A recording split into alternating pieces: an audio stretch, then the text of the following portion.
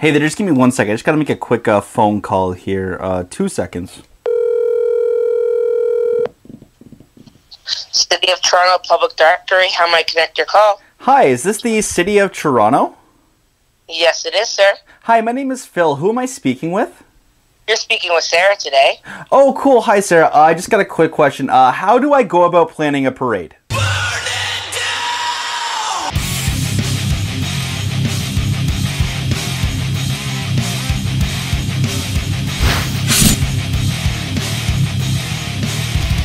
How's it going, you beauties? It's producer guy Phil back with Honest Hockey Talk, and you know what? No. We don't need a drink today. I'm gonna try something new today. I'm just gonna try talking.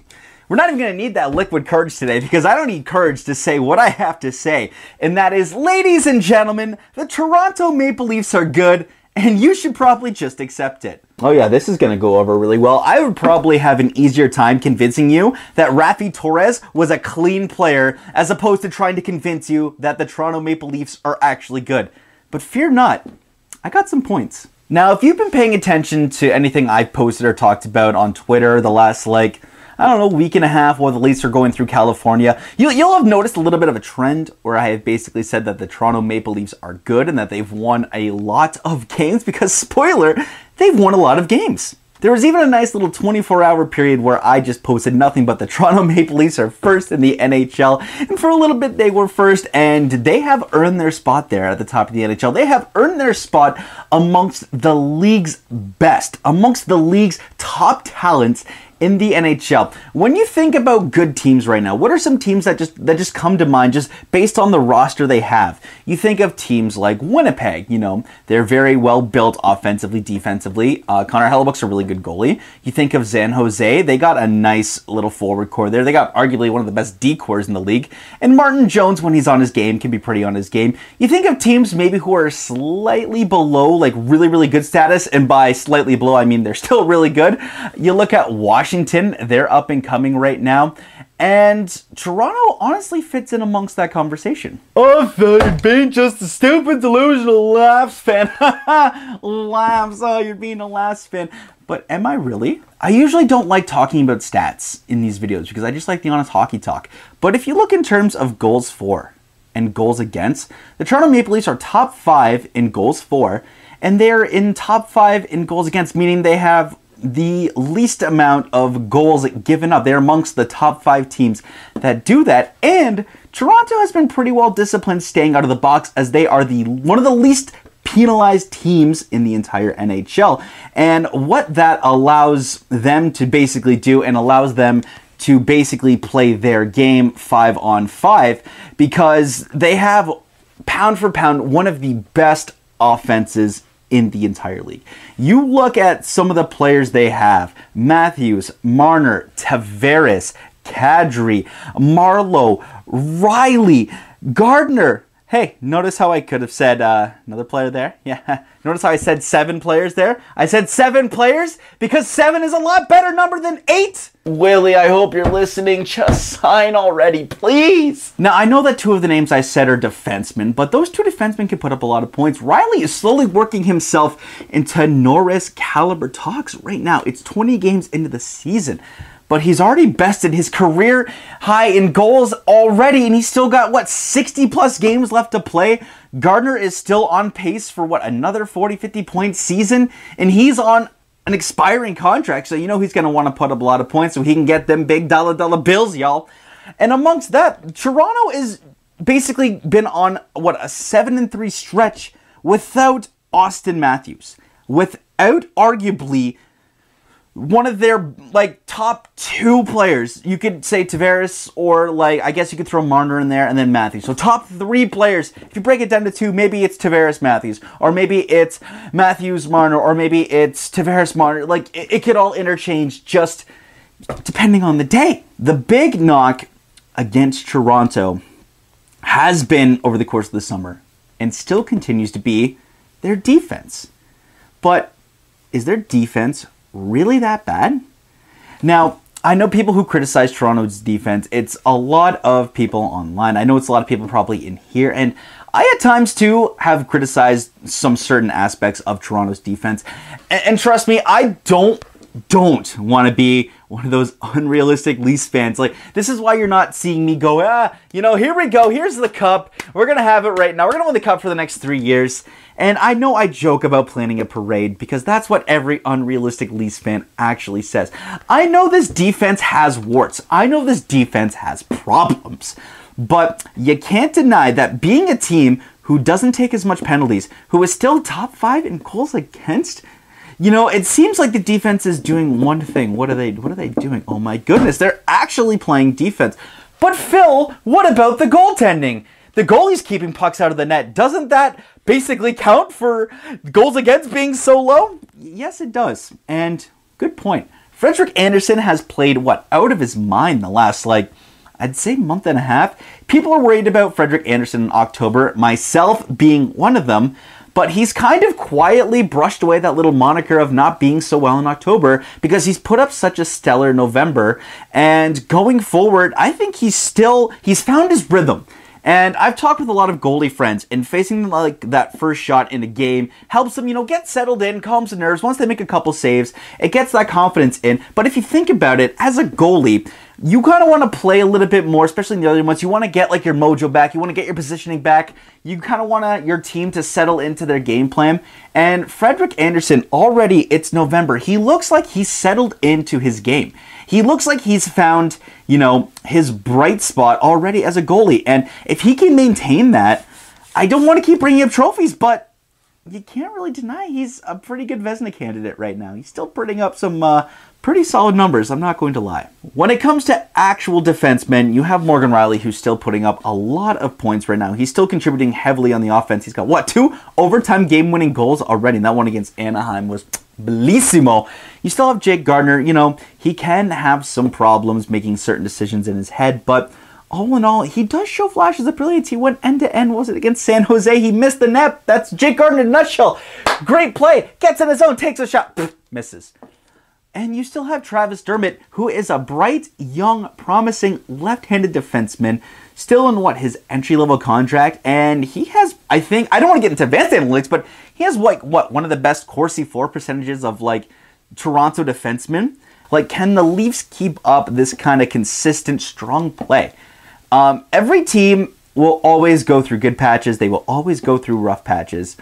And off the hop here, I don't want to jinx it, but Toronto's kind of been playing pretty strong. They've had a couple occasional games where they haven't played the best. I like to think of the game against, Boston as one of them. Apart from winning a game against Vegas, I don't think they had a particularly strong showing in the game. I mean, they got the 2-1 win, but I don't think they played ideally the best in that game. But good teams find a way to win and keep winning, consistently. Good teams go through hardships, they find out what's wrong, and they find, their winning ways again pretty quickly. You see strong teams in the past, look at teams like Pittsburgh who went back-to-back. Their first back-to-back cup, so the first cup I think they won, 2016, 2017? They were almost out of the playoffs around this time last year, and they came back and won the entire cup. Basically, teams like Washington, they've had second round struggles their entire hockey life, and they ended up winning their cup last year as well, because those are really strong built teams, but they have that chemistry, they have that familiarity that when something goes wrong, or when the ship kind of goes off its course, they maybe start losing a couple of games, they find a way to kind of correct themselves and put themselves on that path. I think Toronto just has to figure out how to do that, and they'll be setting themselves up for future success. They have the firepower offensively to do that. They also have a pretty decent, I'm not saying crazy good, don't put words in my mouth, they have a pretty decent defense corps.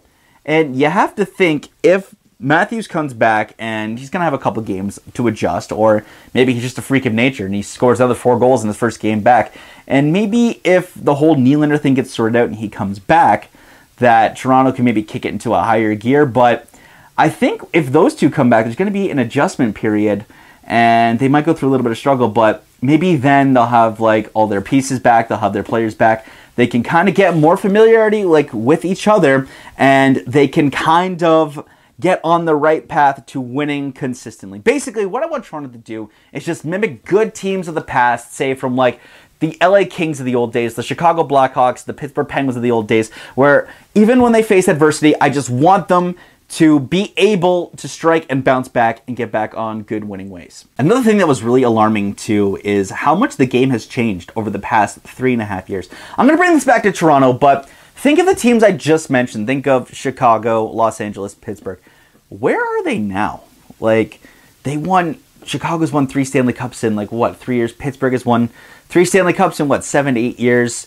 LA, 2 Stanley Cups in 3 seasons, 4 seasons. And it's kind of funny now to see them kind of fall near to the bottom of the standings because they still have really good players. Look at Washington, Ovechkin, Backstrom, Kuznetsov. Washington's not really a good example because they're kind of middle of the pack. Sorry. Look at LA. They still have Kopitar, Doughty, Jeff Carter. Chicago still has Taves, Kane. Brandon Saad's a good player. I wouldn't say he's really great. Pittsburgh still has Malkin, Crosby, Kessel, Letang. They have Matt Murray. I just don't know what's up with that team. That team's weird. But teams that have had success before and have won before, Father Time, man, it's the one thing you can never outrun. You can never outrun the hands of time. And it seems maybe it's catching up with certain teams and kind of regressing them back to maybe non-contender status. Pittsburgh, I think, is the outlier. I don't know why they're doing so bad. But look at LA and Chicago kind of falling down a little bit. They've had their success, and now they're kind of slowing down. I don't mean actually physically, but maybe, they haven't had that jump in their step. And you look at young teams like Winnipeg and Toronto, teams that are full of good, young, youthful players with speed and with skill. That's what's winning this NHL right now, man. Parity is almost running so amok in this league that teams can be competitive with good, young talent. If the Vegas Golden Knights can make the Stanley Cup final, man, anything can happen in this league. And it's just with that notion alone that good young players and a desire to win can get it done is another huge reason I think Toronto can make some noise. Maybe not this year, maybe not next year, but the thing is that when other teams in 5 years are going to have good players in their 33s, 34s, 32s, Toronto's good players, besides I'd say John Tavares, who's going to even be 29, or 29, 30, their good young players are only going to be 25. That's scary for the rest of the league, man. We just gotta wait a couple years. Maybe it's running that end. No. Toronto, they're only getting older, but they're still going to be young, and it's going to be insane. They're going to be absolutely nuts for a long period of time. All right, I don't want to ramble on too much more longer, so I'm just gonna basically, too long, didn't watch the video, everything in the next, I'd say 30 seconds. So, Toronto is one of the best offenses in the entire league. When everyone comes back healthy, if Matthews comes back, if Nylander comes back, they're going to have arguably one of the deepest top nines in the entire league, and they've already shown they can put up a lot of goals. But you add even more firepower to that, this team could be scary and maybe even number 1, 2 in goals for. The defense is still a question mark, but if they can just play consistently well like they have been the last little while, maybe not give up a couple grade A chances again, maybe suppress a little bit more so that Freddie and Garrett Sparks don't have to work as much. If the defense can kind of do their jobs and play defense just maybe a little bit more consistently then that's really good for them. They can limit shots and overall maybe get a result they want. Oh my god, I just sounded like every hockey player. Yeah, we just got to keep them contained, put some shots there, and overall we're just going to, get a result and get a win. I just morphed into Babcock there. Goaltending. If Frederik Andersen can keep this pace that he's at, not only can he maybe eclipse his wins that he just set last year, he can maybe work himself into a Vezina candidate. And if Garrett Sparks can maybe find his AHL level, his Calder Cup, winning level that he had last year, that confidence, that swagger, you know what? Toronto might have a pretty good one too. I don't think maybe Garrett Sparks has his confidence, but if he gets it back, this team could be looking dangerous. All in all, I just want every single one of you to accept that the Maple Leafs, they might actually be good this year. And I know, the media, they're going to shove it down their throats. But as a Leafs fan who's been watching this team since I was 7 years old, I'm 25 now. That has been almost 20 years. As someone who's watched this team for 20 years, who dealt with the 2005 to 2013 Leafs, who dealt with the 18-wheelers off a cliff, who dealt with trading Cujo, who dealt with Vesa Toskala, who dealt with Corey Schwab, who dealt with Michael Telquist, who dealt with Kessel, who dealt with Phaneuf, who dealt with 20 goal scorer P.A. Parento, who dealt with the 1 year of Michael Grabner. I dealt with Luke Schenn. Just let me have this, please. Just let me have something for once. Please. I don't care. You got to insult me every time. Just let me have this, please. All right, I hope you guys enjoyed this video. Again, if you really like this, man, click that like button down below, man. Tell, like, your friends, man. I'd love to get some word going. Also, if I can hit 7,000 subscribers by the end of November, I'll give away some, like, 8x10 autographs I have. I have a Marner autograph right there. Wow. I also have, like, a couple, like, Riley autographs. I have, like, a Marner autograph. If we hit 7K, I'll send out, like, a couple autographs or something of NHL players. So there's a little incentive. I'm Producer Guy Phil. I will see you in the next one. Stay classy.